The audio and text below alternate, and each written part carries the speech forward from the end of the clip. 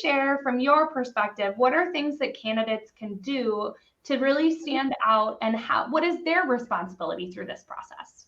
Yeah, I think that's a brilliant question, and lead on to it. Let me tell you the best thing I ever did for my career, and I'll tell you this because I'm hoping this sets the standard or the outcome for everyone else. I used the phrase, when I want to get my teeth done, I go to a dentist. When I want to get my car done, I go to a mechanic, and so on. And they are not the most fundamental things in my life. Now, my job, my career, I take very seriously. It's the place where I spent most of my day. It is the place where I earn my income that allows me to have a particular lifestyle and support my family and friends and sisters and brothers and parents and everything else. But very often what I have done is I've just applied for jobs, put something out there, chucked a CV in, never thought about it.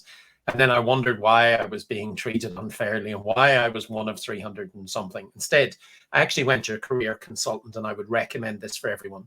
And I worked with a career specialist who turned around and worked with me. Well, look, what are the things you actually like doing?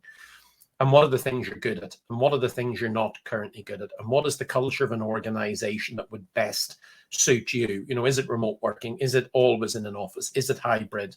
Is it someone that's going to develop and mentor you? Is it someone that's going to leave you alone, and on you go? And then what are the careers or the sectors that are going to be hot, that guarantee paying your mortgage or whatever else in the next numbers of years? And we sat down and did that tremendous exercise. And then I narrowed down the types of jobs, the types of industries, and the types of roles that I could put my skills forward for and know that I had a high chance of actually getting a successful outcome. Now, when I turned up to those employers, I was turning up with skills that were relevant to that particular industry. They knew that I had the aptitude and the attitude, both really key things, that even if I wasn't the perfect candidate, and this is something that everybody needs to know, you do not have to tick every single box, even on the essentials. Sometimes there is a gap where you can fit yourself in, but you need to evidence in interview you've got the aptitude and the attitude to do that. How do you do that? Well, look, there's been no job too small, too large in my life to get something done. I walk around my current employer's office. If there's a piece of litter on the floor, I will pick it up. I will put it in a bin because I want to create the culture that says nothing is beneath me, But again, obviously, right person, right role, and whatever else. So come prepared for the interview. Apply for the things that you're suited for and have skills for. And then when you do turn up, know a little bit of something about the firm at least, because you owe it to yourself, because you're going to spend a lot of working or waking hours there, to have actually done a little bit of something that says this is the firm for me. For those who are employing on the opposite end, you hope that those candidates appear in front of you. You recognize you're not going to get perfection, but equally speaking, you shouldn't just take anyone. You should look for an exceptional employees. I don't go to a movie and want standard or average actors in an average movie, eating average popcorn, drinking average drinks to appear in front of me, nor do I want non-exceptional candidates who've either got the skills or can get the skills to go in place. So I want to impress those individuals. It's up to me to sell the role.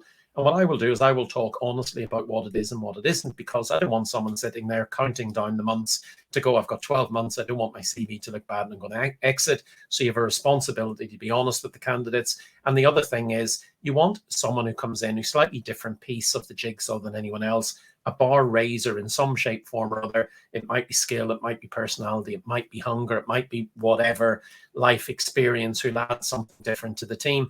And therefore make yourself available to answer any and all their questions. They may not have them all at interview.